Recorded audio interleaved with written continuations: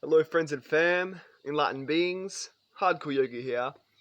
So welcome to part 2 of Universal Principles of the Asana.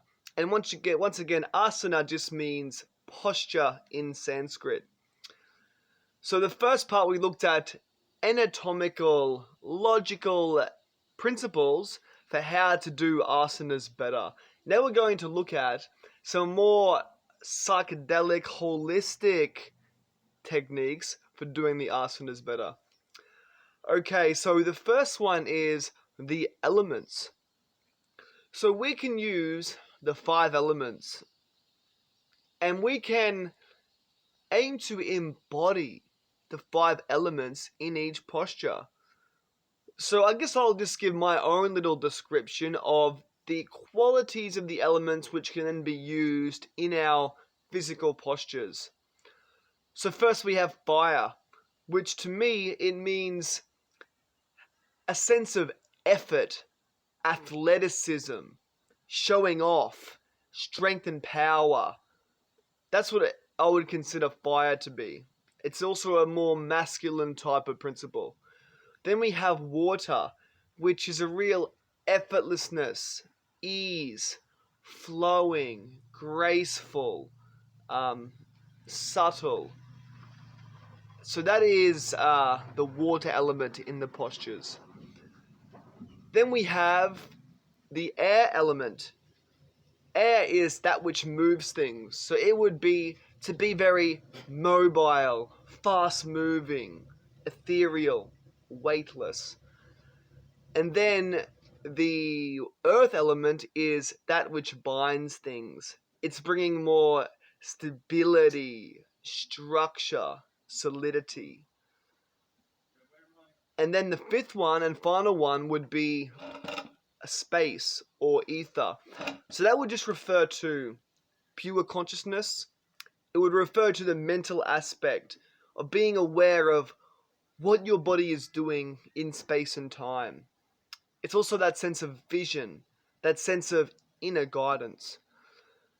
So I'm sure you can see there how those 5 elements can be integrated into any posture or series of postures. The fire, the effort, the water, the fluidity, air to move you quickly, earth to bring structure, then the mental element of space. So that sums up the elements.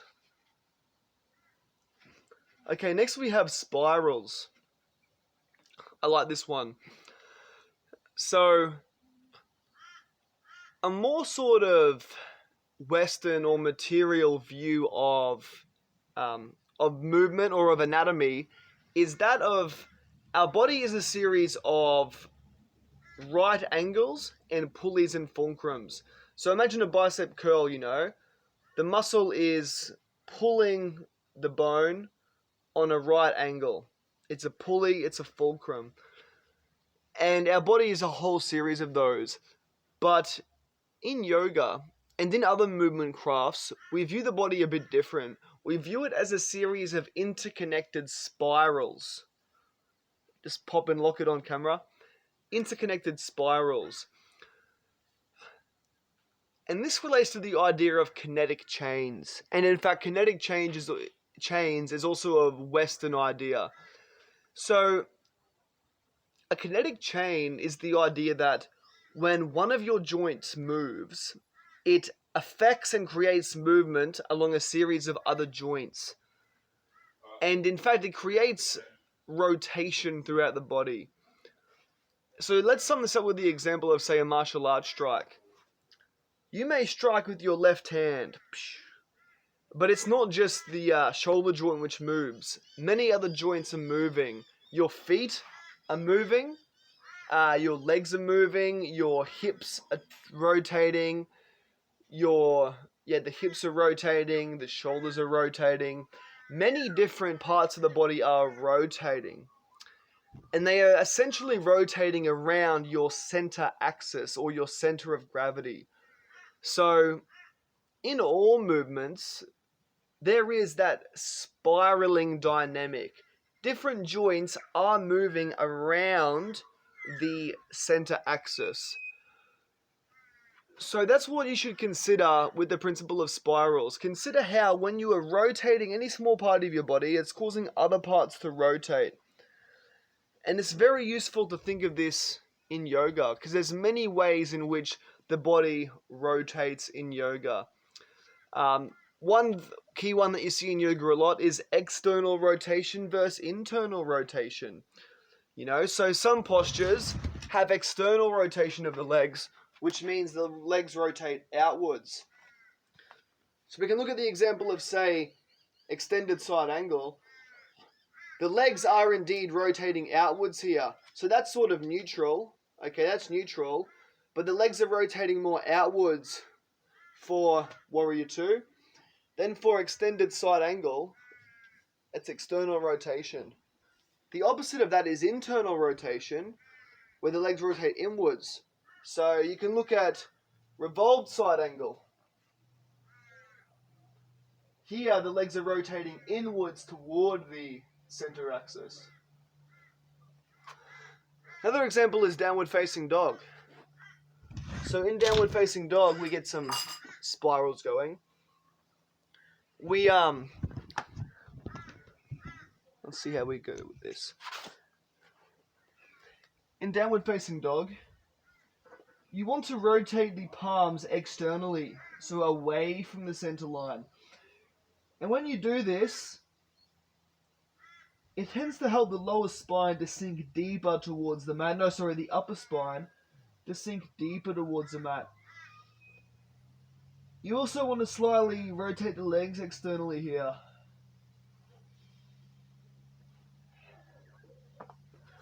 So that's once again another example of rotation and spirals in the body. Okay.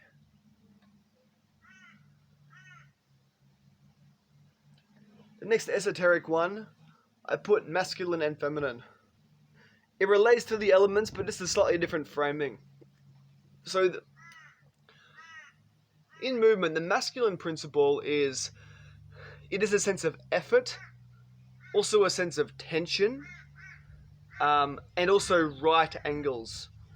Whereas the feminine would be relaxation, it would be effortlessness, and moving in rounded angles. You can also consider the masculine principle is pure vision of your body in space and time. The feminine principle is pure feeling of your body in space and time. Okay. The next principle here is perfect grooves. I actually want to read this to you. It's something that I wrote. It's in my book, Handbook of a Modern Yogi. It's just pretty poetic, and because of that, I actually want to read it from the page. So it says, "This concept cannot be conveyed wholly via words. It is a feeling state that you must experience. Yet I will try to convey it so you can recognize it when you come across it." So yeah, perfect grooves. It may sound like a simple concept, yet is a very profound experience. The perfect groove happens when you enter a posture, continue to refine it until you hit a certain ping, like a musical note. It is like a key fitting into a latch, unlocking the perfect posture. In this position, every muscle that needs to be tense and activated is fully activated. Every muscle which needs to be yielding and open is fully open. The body locks into place, creating a structure of perfect alignment and balance from head to toe. In this mystical state of perfect alignment, a strong gust of vital energy flows through all the meridians, supporting the muscular skeleton as it floats effortlessly in space and time. I wish to underscore the effortlessness. Half of your muscles feel dense and vital as they pull towards the ground, while the other half shoot up to the sky in their weightlessness. Half of your muscles are moving up, half of your muscles are moving down, while you stand stable at the nexus point of opposing forces. The final thing I will add is that these grooves are timeless.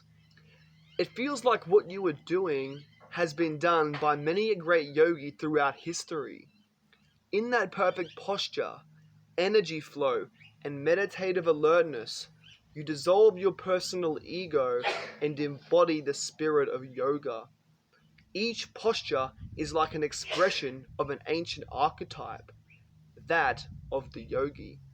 There is a timeless perfection in the posture therein.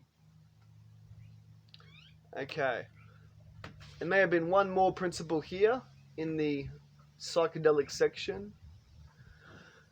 The last one is the cleansing power of fire, the healing power of water.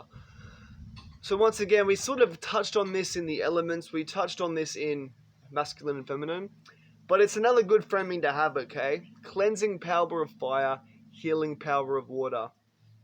So firstly, looking at heat. Yoga postures can bring heat to the body. Any movement can bring heat to the body.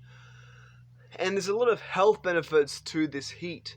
Heat shock proteins help with elimination, detoxification, digestion. There are many benefits. That's why people hop in the sauna, you know. BKS Iyengar, in his book Light on Yoga, he talks about the fire which burns away all impurities. So yes, keep this in mind. Creating that internal fire is healthy. But then on the other end of the spectrum, the healing power of water. So when we embody the water element more, when we are more soft and fluid and yielding, that has a cooling effect on the body. You know, to be like water or to ingest water, it cools us and it nourishes us. It brings us into relaxation and peace. So as we can embody each of those elements, that fire that burns away impurities, that water which relaxes and nourishes, moving towards those in tandem, it can bring greater health and healing to the body. Okay, so that sums up part 2 of universal principles of the asana. In part 1 we looked at the anatomical, mathematical techniques. In part 2 we looked at holistic psychedelic techniques. I hope that you found this valuable. I hope you enjoy exploring these models in your yoga practice. Thank you for getting after it with me. Much love and namaste.